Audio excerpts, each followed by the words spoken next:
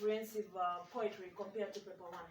Questions here are always quite many, and it attracts a lot of marks, unlike in paper 1. So to say, paper 2 poetry, you really need to know the following as far as the paper is concerned. Most of the time, they'll ask you about what is the subject matter of the poem. What is the subject matter? Let us tackle these questions first. Subject matter, or at times they use the word, what is the poem about? What is the poem about? They'll go ahead and talk of what is the message of the poem. What is the message of the poem? Message. Or at times they'll use the word, discuss the theme in the poem, the main theme in the poem. They'll equally talk of, discuss the use of figurative language. Discuss the use of figurative language. Figurative language. So we have figurative language. Another name for this, they can tell you to talk of imagery, the use of imagery, or what we call images. Images. They'll go ahead and talk of, discuss the poetic techniques. The poetic techniques. So we talk of poetic techniques. Some examiners will not talk of poetic techniques. They'll tell you in simpler word, stylistic devices. It's the same thing. Stylistic devices in the poem. They'll ask you pertaining tone. What is the tone of the poem? Discuss the attitude of the persona towards the subject matter. Or they'll tell you what is the mood. Mood of the poem. And this mood is the same as atmosphere. This mood is the same as atmosphere. Okay? And at times they'll tell you, discuss the persona. Discuss the persona. Discuss the persona. And lastly, they'll give you questions in line with meaning of words as used in the poem. Meaning of words as used in the poem. Meaning of words as used in the poem. So, all in all, these are the questions that must always come in paper 2 poetry. Remember what I told you yesterday. The only difference is the poem. The poem tends to change, but the questions are the same. So depending on how you've understood how to tackle these questions, then others become very easy to interpret and to answer. Poetry, paper 2 poetry, let's treat it as comprehension passage. The same way you read a comprehension passage and answer questions, that is the same way you should pertaining poetry. But most of you always tend to think that poetry is hard. Poetry is very simple, very simple. And I know after this lesson, you'll agree with me. So I want to tackle each and every. Before I give a question, I want us to look at each and every aspect of this paper 2 poetry. So, let me start with the first one. What is the subject matter of the poem? Or they ask you, what is the poem about? This question will always come as question 1 or question 2. Yeah. What is the poem about? Now, there are 2 things you need to understand. There are 2 things you need to understand. Let me just rub here. We remain with the first one. We always have what we call explicit meaning and implicit meaning. I know maybe you've never heard of that, but that is it. So, we have 2 meanings that you need to understand as far as this question is concerned. We always have what we call explicit meaning of something. Then we have what we call implicit meaning. Now, the explicit meaning, in simpler words, I mean the literal meaning. The literal meaning. Like when I say, when you read a poem, maybe, a caged bird, and the poem is talking about a bird that is encaged and it wants to get out of that cage. It fights its way out of the cage, and eventually it gets out of the cage. So the literal meaning, what I'll call the explicit meaning of the poem, is just the poem is about a bird that is in a cage. and it wants to get its freedom out of the cage, and eventually it does. That one is what we call explicit meaning. Literal. The literal meaning. Just the way you can get it. But now when I come to implicit meaning, is what I call implied meaning. Implied. Like, I can say, she's a giraffe. And I literally don't mean that she's a giraffe. I mean she's tall. She's tall. Then that one is implied meaning. So even when you talk of poetry, there is that implied meaning. For instance, the example that I've given you, pertaining a bird that is in a cage and then it wants to get out of the cage and eventually it does. The implied meaning of the poem can some that are not. How do you go about this? If really you don't know the symbolic aspect of that poem and the poem is symbolic, write the literal meaning. I hope I'm clear. If you don't know the symbolic aspect of the poem and the poem is symbolic, just write the literal meaning of that poem. You'll get some marks for that. But if the poem is not symbolic and you write the symbolic aspect of it, you'll not score. I hope I'm clear. Not all poems are symbolic. That is one. The next thing I'm telling you is this. Always should be very simple. Theme or message of the poem. Now, we've done paper 3. We've done the set books. Who can give me one theme in Blossoms of the Savannah? Anyone think? Culture. Theme of culture. Correct. So the same way you get to get the themes in paper 3 or in the set texts, that is the same thing we focus on when it comes to poetry. When a poet is writing, there is something that he wants to pass, or rather he wants to communicate at the end of it all. There is a message he wants the audience, or rather the reader, to get. So to say, when you talk of theme, focus on the message. Focus on the message. Focus on the message. That is what theme is all about. Focus on the message. And many a times, theme is always one word. One word and then you explain. Like for instance, I can say, the message of the poem is corruption. Simple. Then explain. Why are you saying that it's corruption? Just explain and bring quotations from the poem to support. I hope you can see the difference between answering that and answering this. When it comes to subject matter or what is the poem about, you give a comprehensive content summary from the first stanza to the last. When it comes to here, the theme or message, just one word or two. Then explain. We're okay there. Good. Now, that is fine. Let me go to the techniques. Before I go to imagery, I want to see if you still remember those poetic techniques. Techniques.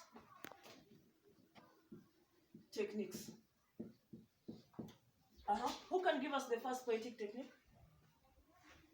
And we are not confusing them with the sound patterns. We are talking of the poetic techniques. Who can give us the first one? Personification, correct? I just want us to list the obvious ones that we'll never miss in any poem. So we have personification. Good. Simile, correct? Allusion, good. Another? Irony, someone mentioned that, fine. Any other? We go on. Apostrophe, correct? Then there is someone who's mentioned metaphor, quite okay. Another? Not yet done. Another? Look at the list and you add me some. Analogy, good. Good. We proceed. Another? Hyperbole or exaggeration, quite true. Good. We proceed. Another? Look at the list, see what is missing here. We add symbolism.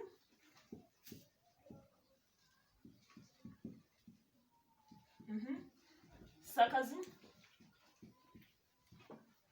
Satire.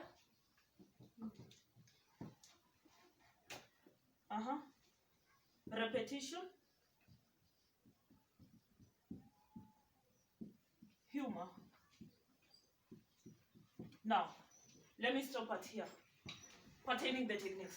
So these are not all the techniques, but they are most common techniques. These techniques will never miss in any poem. They're the most common techniques.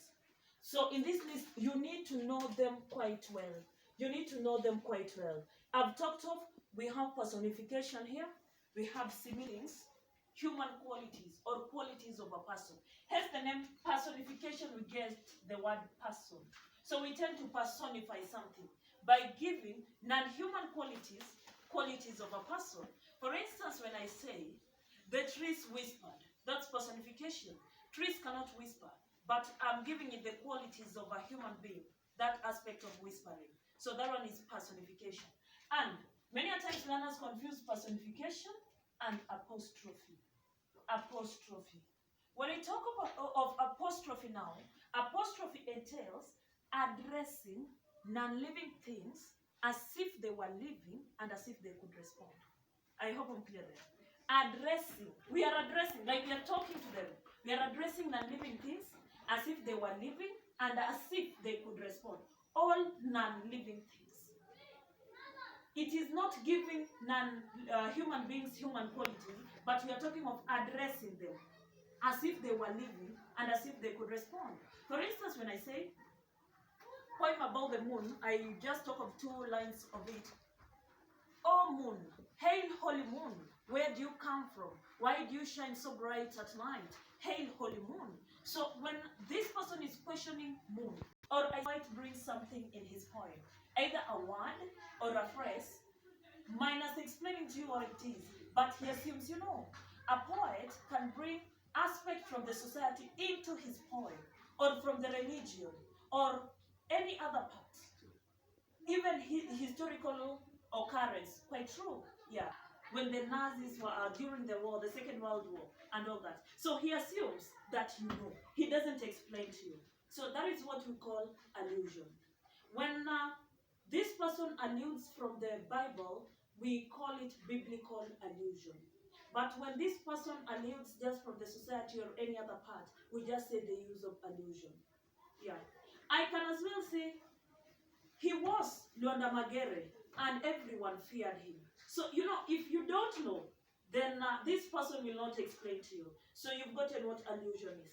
He just brings it there, minus explaining. He can even bring a concept from the Quran, and he doesn't explain. He assumes we know.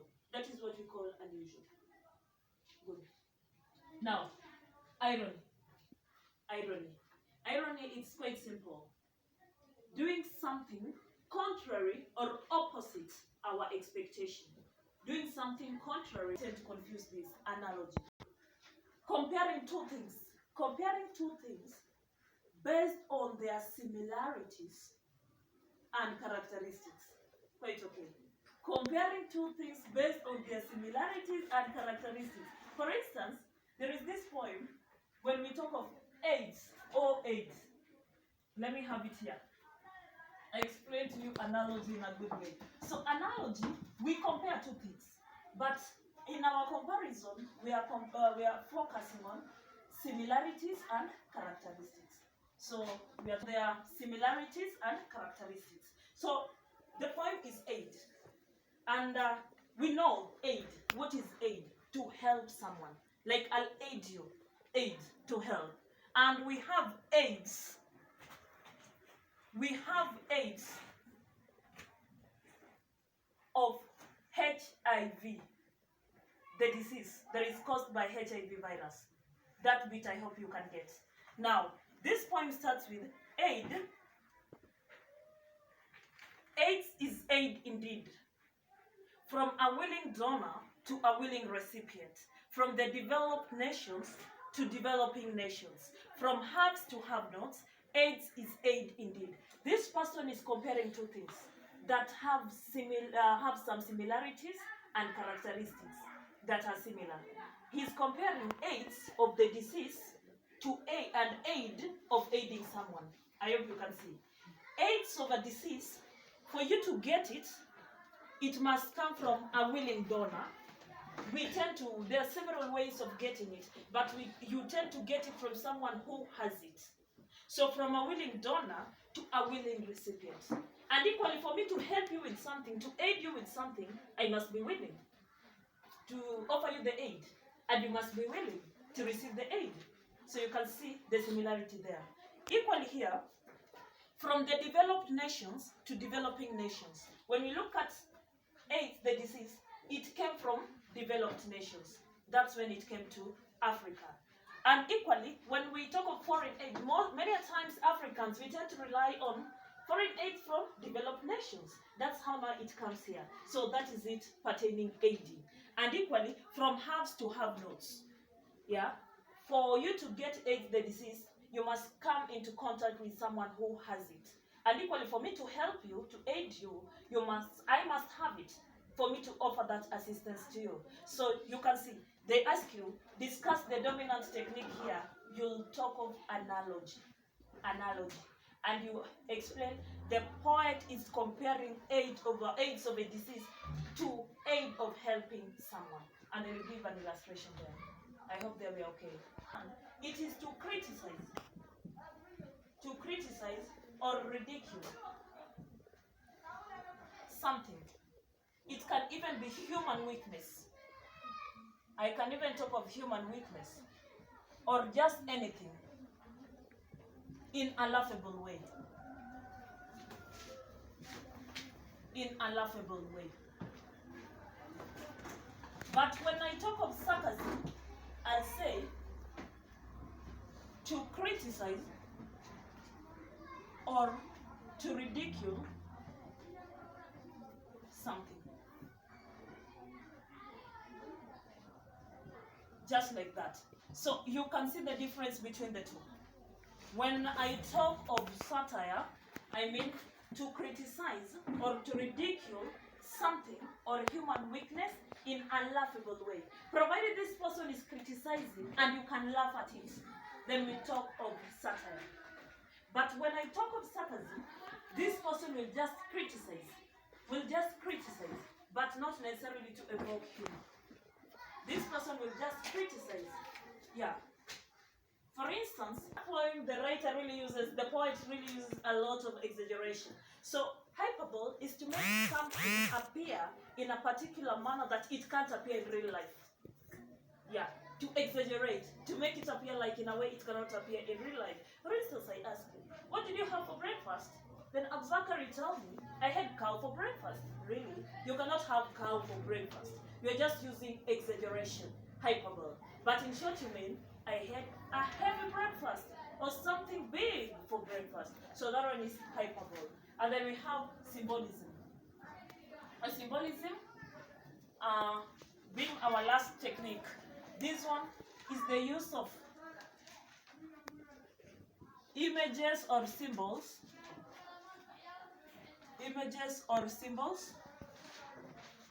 to represent something.